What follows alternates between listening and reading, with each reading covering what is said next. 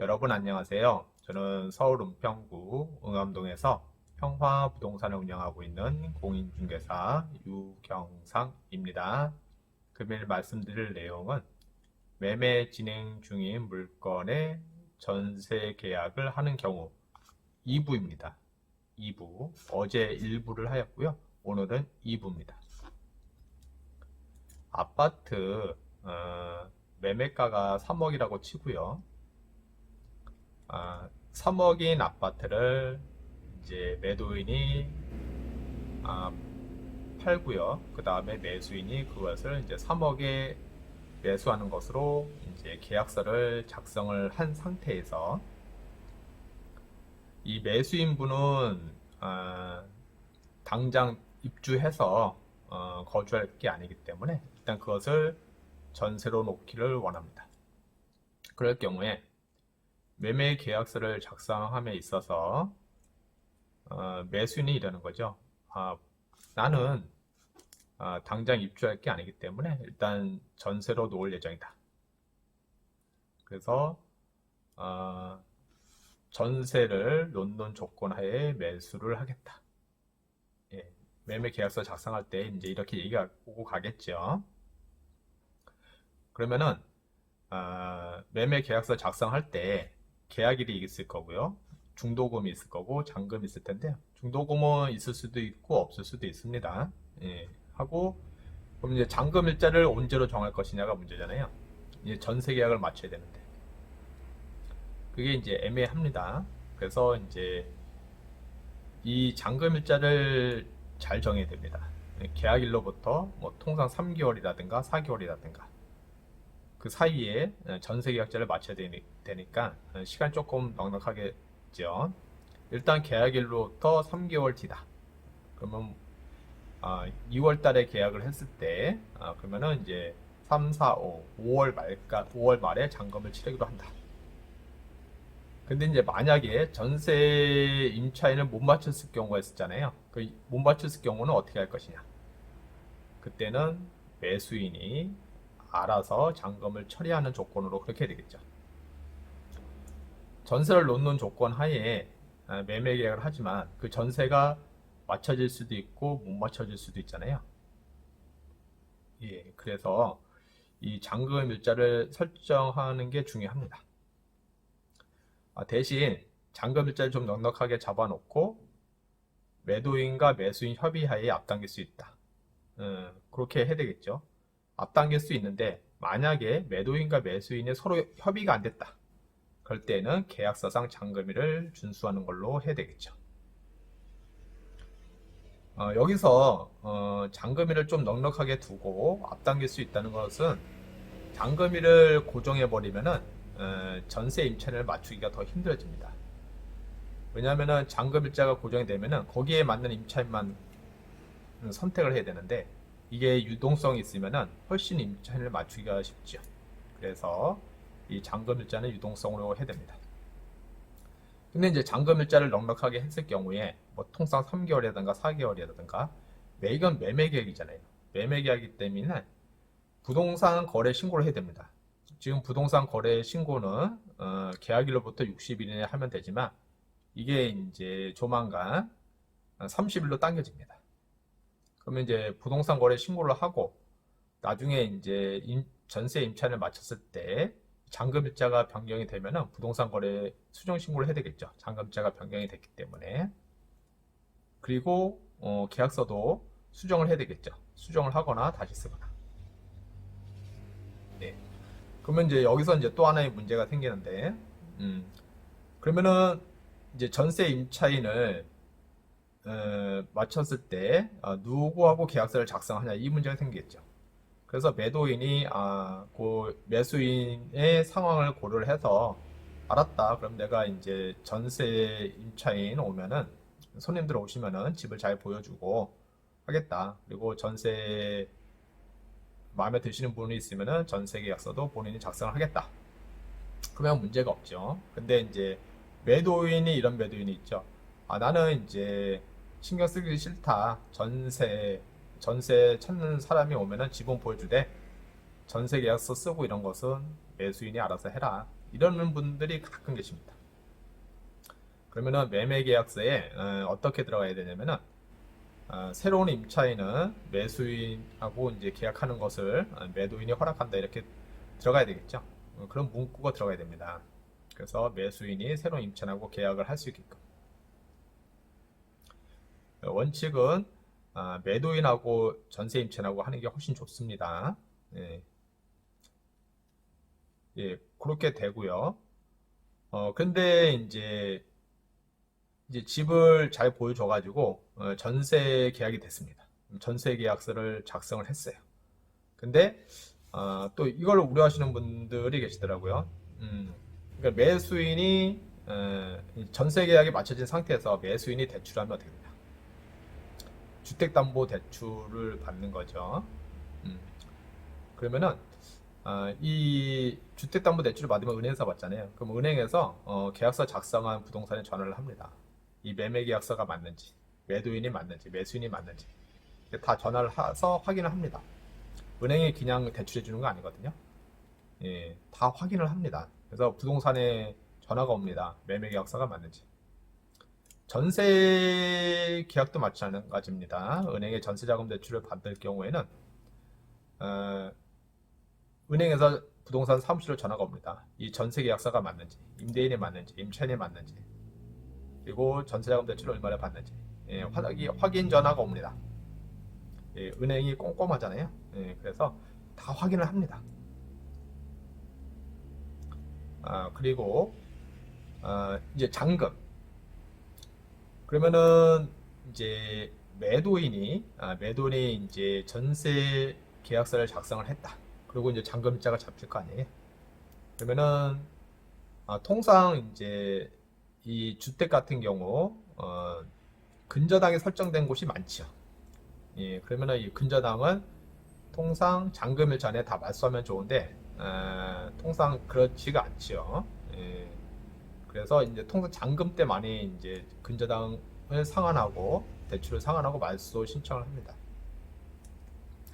그 전세 보증금을 받아서 통상 이제 잔금 때 말소 신청을 하죠. 그러면은 잔금일 날은 어떻게 되냐? 그러면 잔금일 날은 매도인, 매수인, 전세 임차인 세 명이 다 와야 되겠죠. 그리고 은행에 갑니다. 네, 은행에 가서 전세 임차인이 매수인에게 매도인하고 전세 계약서를 썼다면 매도인에게 줘야 되겠죠. 매수인하고 전세 계약서를 작성을 했다면 매수인에게 잔금을 줘야 되고요. 일단 매도인하고 계약서를 작성했다면 매도인한테 잔금을 줍니다.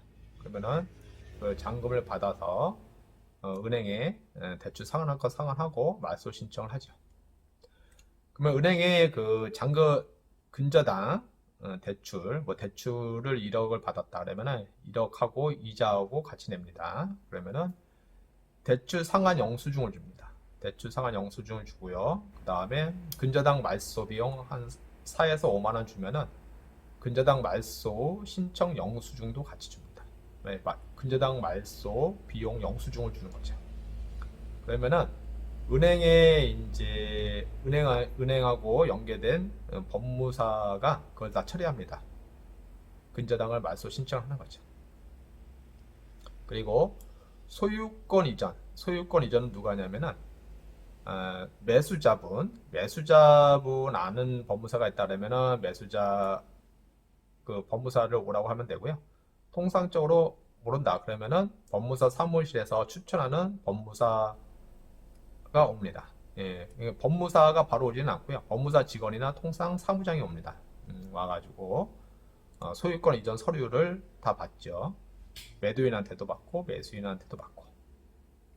그리고 근저당 말소는 은행에서 하고요. 소유권 이전은 그 고용한 법무사가 합니다.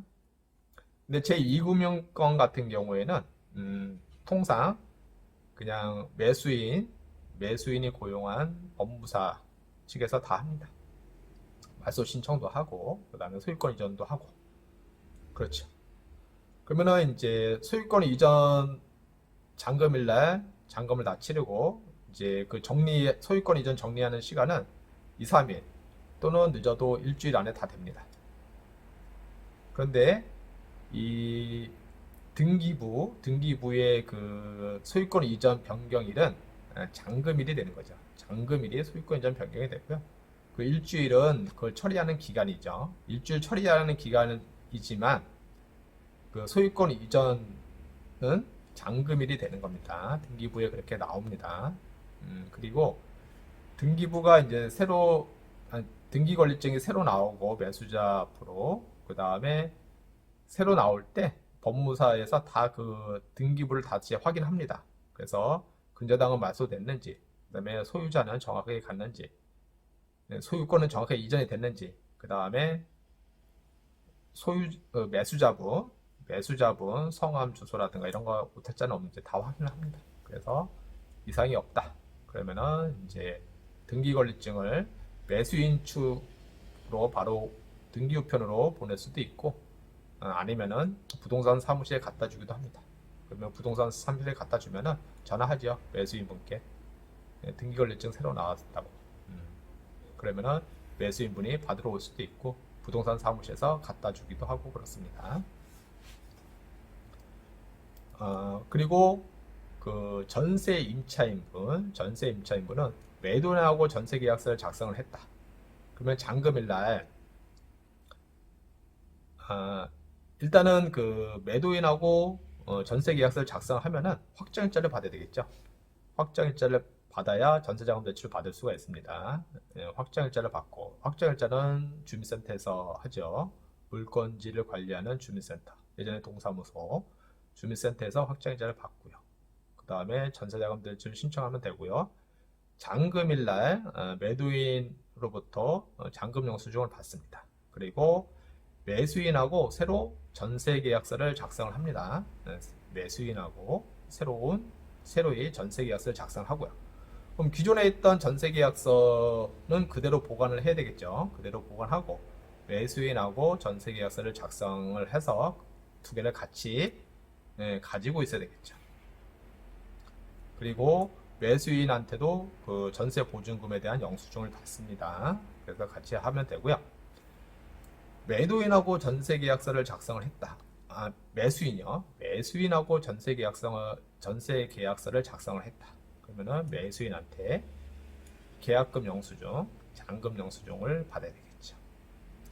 그러면은 매수인하고 전세 계약서를 작성을 했다라면은 새로이 전세 계약서를 작성할 필요가 없겠죠. 잔금일 날. 그렇게 되고요. 그러면 이제 잔금일 날 그 전세 임차인분은 잔금일 날 반드시 전입신고를 하고 그 다음에 이사를 하고 전입신고를 반드시 해야 되겠죠. 전입신고를 반드시 해야 됩니다. 이 매수인이 그 전세를 놓으면서 대출을 받을 거를 우려하시는 분들이 계시는데 여기에서는 이제 그럴 확률이 거의 없습니다. 받기가 힘들죠. 다 확인이 되는 가운데 다 걸러집니다. 근데 이제 이것은 매매 진행 중에 전세 계약을 하는 경우고요. 한 가지 이제 유의할 점은 이 경우 말고 매매 진행 중이 아니고 그냥 물건지에 전세 계약을 하는 경우에 그 잔금일 날 통상 사고가 일어난 경우가 그냥 매매 진행 중이 아니고 그냥 아파트 물건에 전세 계약을 하는 경우에 잔금일 날 임대인이 대출을 받는 경우죠. 잔금일 날 대출을 받으면은 우선 변제권이 그 근저당이 1순위입니다. 그 당일날 우선 변제권이 생기기 때문에요. 그 다음에 임차인은 확정일자를 미리 받아놓고 그 다음에 전입신고하고 이사하고 전입신고하고 그러면은 우선 변제권은 그 다음날 생깁니다. 그 다음날 공공신고라도 생기기 때문에 이 근저당이 우선합니다. 요것을 이제 우려하시는 분이 계신데요. 요 이제 후자 쪽을 이제 아까 얘기했던 전자 쪽 그 매매 계약 진행 중인 물건에 전세 계약하는 경우, 예, 거기에는 이제 이게 해당이 안 됩니다. 밑에 이제 해당이 되는 거고요. 그러면 어떻게 되냐면은, 이런 이제, 그런 경우에는, 잔금일 다음날까지 권리상 변동이 없는 것으로 해야 되겠죠. 그리고, 잔금일 다음날 등기부를 또 확인하는 방법도 있습니다. 예. 오늘은 그 매매 진행 중인 물건에 전세 계약을 하는 경우, 예, 2부였습니다. 예, 오늘은 여기까지고요. 본 내용이 조금이라도 도움이 되셨다고 하시면은 구독 버튼을 꼭 눌러주시면 감사하겠습니다. 네, 다음에 또 뵙도록 하겠습니다.